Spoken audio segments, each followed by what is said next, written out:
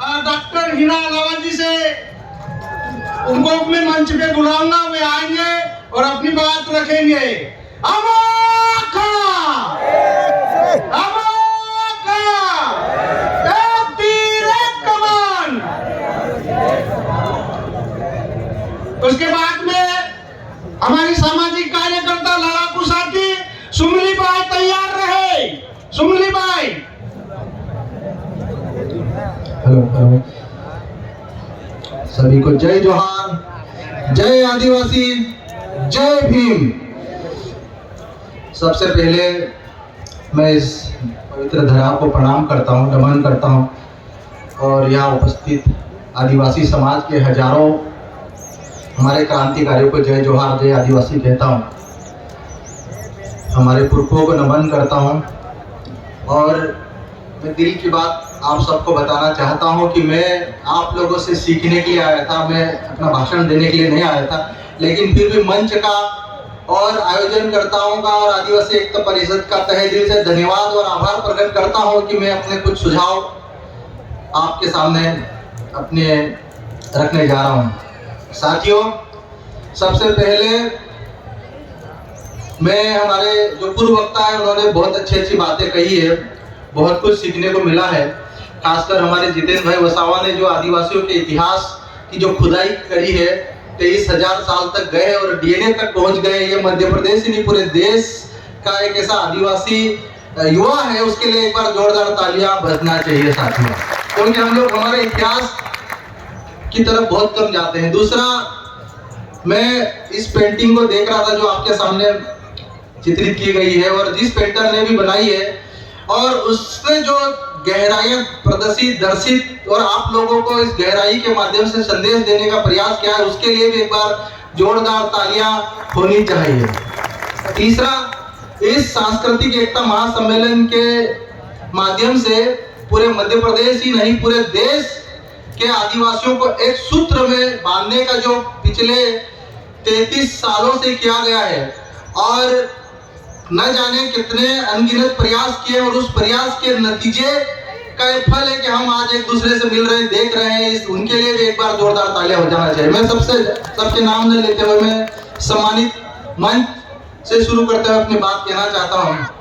जितेंद्र वसावा जी ने कहा है साथियों कि 23,000 साल का हमारा इतिहास है, लेकिन मैं आप लोगों को थोड़ा और आगे ले जाना चाहता हूँ। तो आधुनिक मानव जिसे हम होमो सेपियंस कहते हैं, उनका इतिहास 30,000 से लेके 3 लाख वर्षों तक का मिलता है। और मानव हिस्ट्री, मानव इवोल्यूशन का बात करते हैं तो लगभग अभी तक जो वर्ल्ड में जितने भी रिसर्च हुए उनके वैज्ञानिक प्रमाण आए हैं कि बंदरों से धीरे धीरे हम इंसान तक कैसे पहुंचे, तो उसका हिस्ट्री जो मिला है 10 लाख साल तक का इतिहास है। होमो सेपियंस से पहले निएंडरथल से पहले डेनिसोवेंस और डेनिसोवेंस से पहले 1-2 प्रजातियां और थे, उनका नाम नहीं याद आता।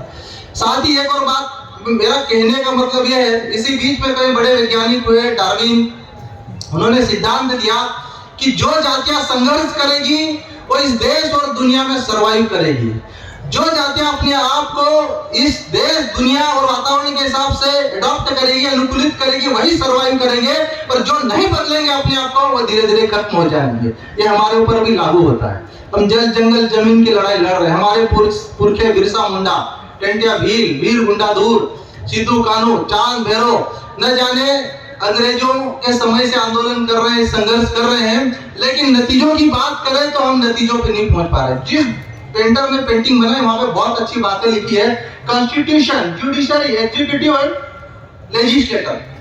आज इस देश की इस डेमोक्रेसी में बात करते हैं तो कार्यपालिका, न्यायपालिका और विधायिका, जहां पर हम लड़ सकते हैं, जहां पर हम अपनी बातें मनवा सकते हैं, जहां पर अपने कानून बनवा सकते हैं, वहां पर हमारी भागीदारी दिखावे की तो है, लेकिन हकीकत में जीरो है। आज न्यायपालिका में देखेंगे तो हाई कोर्ट, सुप्रीम कोर्ट में एक भी आदिवासी जज नहीं मिलेगा। आज अपन नीचे जाए कार्यपालिका में देखेंगे, वहां पे हमारे सुप्रीम आदिवासी नहीं मिलेंगे। और मैं यही कहना चाह रहा हूं, मूल बात यही है साथियों कि जो ज्यादा ताकतवर होगा वही इस देश और दुनिया पे सत्ता करेगा, शासन करेगा। और आज हमारा आदिवासी, आप देख रहे हैं इस चित्र में, देखिए एक तरफ अरावली, बीच में मां नर्मदा, दूसरी तरफ सतपुड़ा के जंगल, और तीनों खतरे में है। और खतरे में है तो जिम्मेदार सिर्फ आप हम नहीं, हमारा इस पूरा समाज भी जिम्मेदार है। क्योंकि अगर इस डेमोक्रेसी में रह के अगर हम लोग अपने अधिकार नहीं ले पा रहे, लोकसभा विधानसभा में जाकर संसद पर चढ़ के कानून नहीं बना पा रहे, तो हमें डूब मरना चाहिए। क्योंकि अगर डेमोक्रेसी को हम मानते हैं, फॉलो करते हैं, तो लड़ना पड़ेगा। और जो लड़ेगा, जो संघर्ष करेगा, वो इस दुनिया में और देश में और प्रदेश में सर्वाइव करेगा। लेकिन हम लोग लड़ना भूल गए, बोलना भूल गए। हमें लड़ना पड़ेगा। जिस प्रकार ये सांस्कृतिक एकता महासम्मेलन आयोजित किया जा रहा है, इनसे हमको सीखना चाहिए।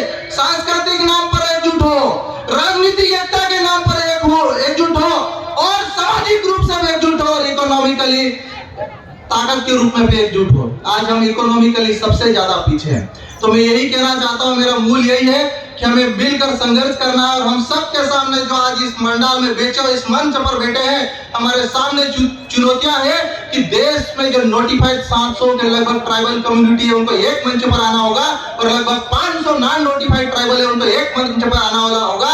हम मिलकर लड़ेंगे और जीतेंगे। बस यही मेरा आप लोगों को सुझाव है।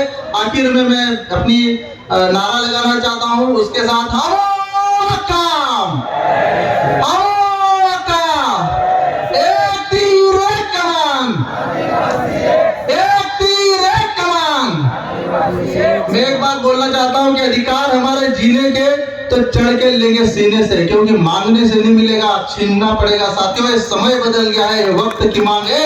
अधिकार हमारे जीने के चढ़कर लेंगे सीने पे, छाती पर चढ़कर अपने अधिकार लेना पड़ेगा, तो मिलेंगे। साथियों, ये हमको हमारी सोच में बदलाव लाना पड़ेगा। आप सभी को जय जोहार, जय आदिवासी, धन्यवाद बहुत बहुत, बहुत बहुत जय भील प्रदेश। धन्यवाद। हमारे बीच में हमारे आदिवासियों के संरक्षण